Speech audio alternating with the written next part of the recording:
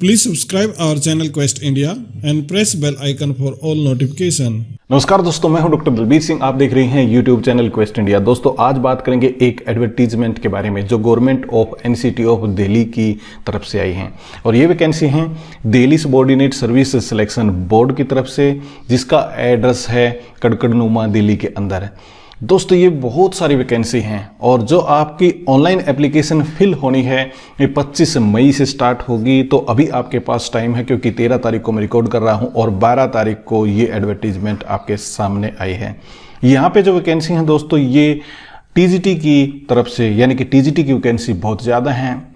उसके बाद में असिस्टेंट टीचर जो प्राइमरी और नर्सरी के लिए हैं उनकी वैकेंसी हैं, और लोअर डिवीज़न क्लर्क के लिए काउंसलर, हेड क्लर्क और असिस्टेंट टीचर और पटवारी के लिए भी कुछ वैकेंसी यहाँ पे आपके सामने आई हैं। ये बहुत ज़्यादा वैकेंसी है, यानी 7000 से ज़्यादा वैकेंसी आपके सामने हैं। चलिए इसको जल्दी से मैं आपको दिखा देता हूँ बगैर किसी प्रकार से देर करते हुए। यहाँ पे सबसे पहले मेंशन कर रखा कि ऑनलाइन एप्लीकेशन ही एक्सेप्ट होंगी। यदि आप अपनी एप्लीकेशन किसी पेपर मोड से भेजते हैं तो वो आपकी यहाँ पे कैंसिल हो जाएगी। ओपनिंग डेट यहाँ पे, यानी कि जब आप फॉर्म भरना शुरू करेंगे, इसकी डेट है 25 मई 2021 और क्लोजिंग डेट यहाँ पे है 24 जून 2021, यानी कि 1 महीना आपको टाइम मिलेगा। कौन कौन सी वैकेंसी हैं आइए इनको देख लेते हैं। कि यहाँ पे टीजीटी की वैकेंसी दे रखी है जो 4600 पे ग्रेड के अंदर हैं और ये वैकेंसी हैं जैसे आप हिंदी के मेल और फीमेल अलग से दे रखी है, नेचुरल साइंस की, मैथमेटिक्स की, सोशल साइंस की, बंगाली की।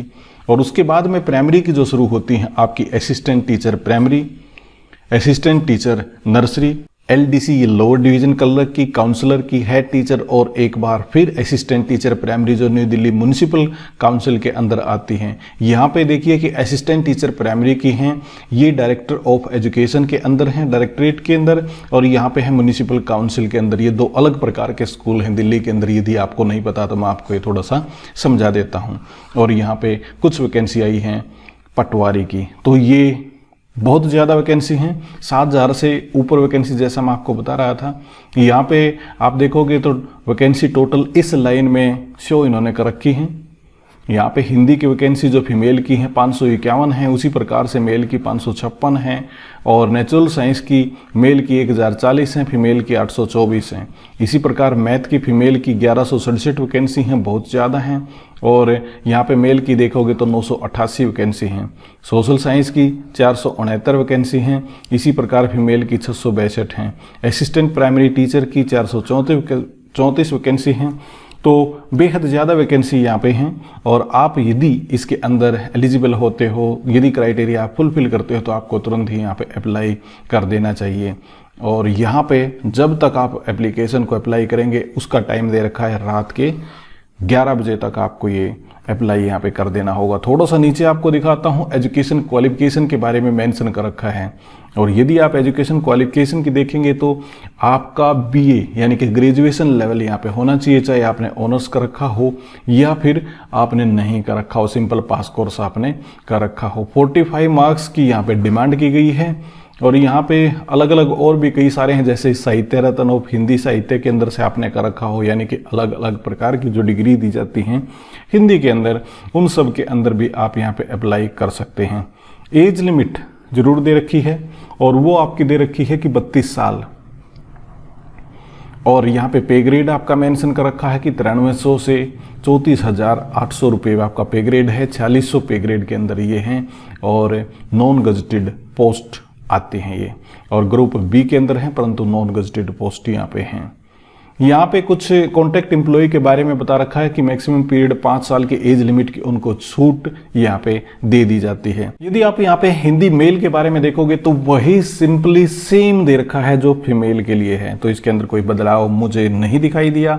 वही 5 साल की छूट यहाँ पे दे रखी है और कोई इसके अंदर बदलाव मुझे यहाँ पे दिखाई नहीं दिया है। और बाकी की यदि बात करें, चाहे आपका नेचुरल साइंस है, सिंपली इनके अंदर ग्रेजुएशन दे रखी है। हाँ, पर्टिकुलर आप ऑनर्स के बारे में ज़रूर देख सकते हैं यदि आप देखना चाहें। फॉर एग्जांपल सोशल साइंस के बारे में, अब सोशल साइंस में क्या है कि बैचलर डिग्री ऑनर्स पास और equivalent from a recognised university along 45 marks, वो सेम है जैसे हम बात कर रहे थे हिंदी के अंदर यहाँ पे दे रखा है।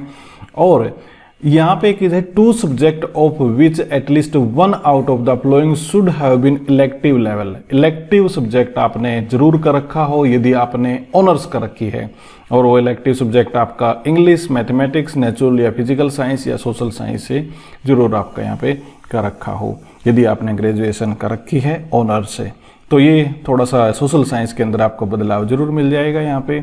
बाकी जो टीजीटी की वैकेंसी हैं इनके अंदर एजुकेशन क्वालिफिकेशन सेम दे रखी है। और आपको एक बात और मैं बताना चाहता हूँ कि यदि आपको इसके अंदर कोई दिक्कत है या फिर आपको कुछ इसमें से पूछना है तो डिस्क्रिप्शन में इसका लिंक आपको मिल जाएगा, वहाँ पे जाके आप देख सकते हैं और इसको पूरे एडवर्टीजमेंट को डाउनलोड करके अपने पर्टिकुलर सब्जेक्ट के बारे में आप यहाँ पे देख सकते हैं।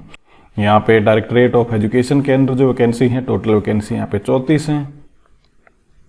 एजुकेशन क्वालिफिकेशन क्या है कि आपने सीनियर सेकेंडरी स्कूल यानी कि 12th क्लास कर रखी हो, 45 आपके मार्क्स होना चाहिए, और diploma certificate in nursery teacher education यानी कि नर्सरी के लिए असिस्टेंट टीचर नर्सरी के लिए वैकेंसी है तो आपने सर्टिफिकेट कर रखा हो या डिप्लोमा कर रखा हो नर्सरी टीचर एजुकेशन का जो एटलीस्ट 2 साल का हो, या बीएड नर्सरी कर रखी हो आपने फ्रॉम रिकॉग्नाइज्ड यूनिवर्सिटी, और must have pass Hindi at secondary level यानी कि 10वीं क्लास पे आपने हिंदी जरूर पास कर रखी हो।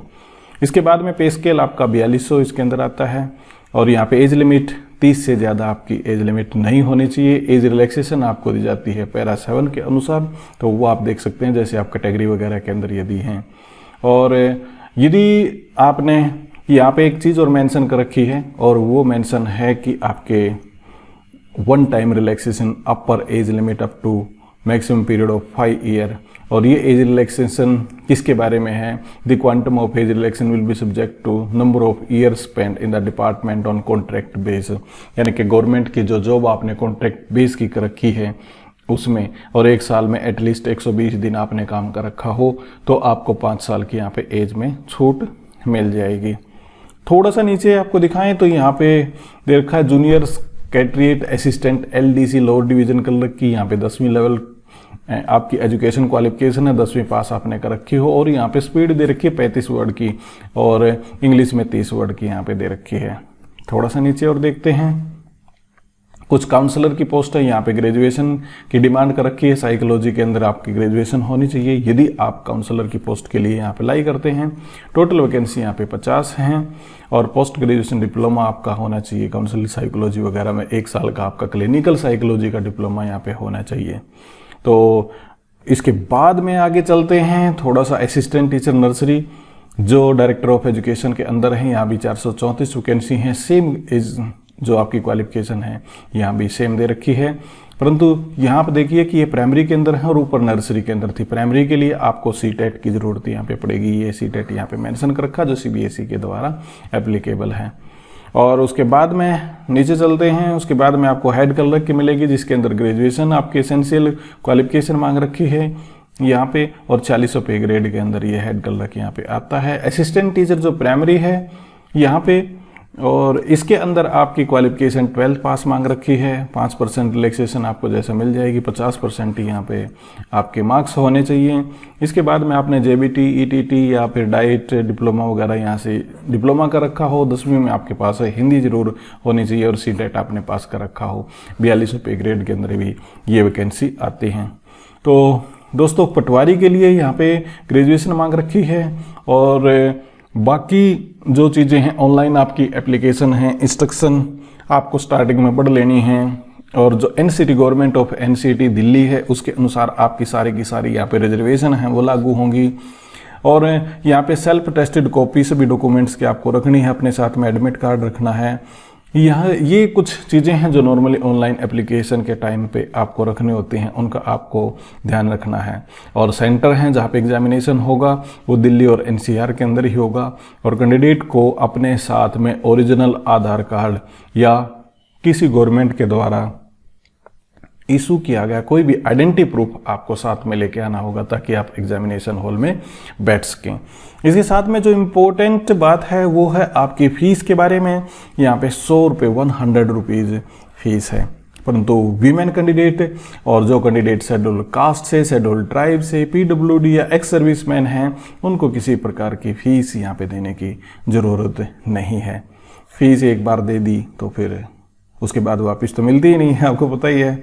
मोड ऑफ सिलेक्शन क्या है कि एग्ज़ाम आपका 1 टायर हो या 2 टायर हो और उसके साथ में स्किल टेस्ट भी आपका एप्लीकेबल यहाँ पे होगा। एग्जामिनेशन स्कीम और पैटर्न और किस प्रकार से आपका सिलेक्शन होगा, जिसको हम पेपर पैटर्न बोलते हैं, और फिर आपका सिलेक्शन प्रोसीजर है, वो हम दूसरी वीडियो में कवर करने की यहाँ पे कोशिश करेंगे, क्योंकि वीडियो बहुत ज़्यादा लंबा ना हो जाए। और आप हमें बताना कि क्या आपको ज़रूरत है कि हम पेपर पैटर्न, एग्ज़ाम पैटर्न या फिर किस प्रकार से आपका सिलेक्शन प्रोसीजर, उसके बारे में वीडियो बनाएं या नहीं बनाएं, वो आप कमेंट सेक्शन के अंदर ज़रूर बताएंगे। और दोस्तों बस आज के दिन यही इतना ही। उम्मीद करता हूँ ये वीडियो आपको पसंद आएगा। हमारे वीडियो को शेयर कीजिएगा, लाइक कीजिएगा, इसी के साथ में हमारे चैनल को सब्सक्राइब जरूर कीजिएगा। बहुत बहुत आपका धन्यवाद है।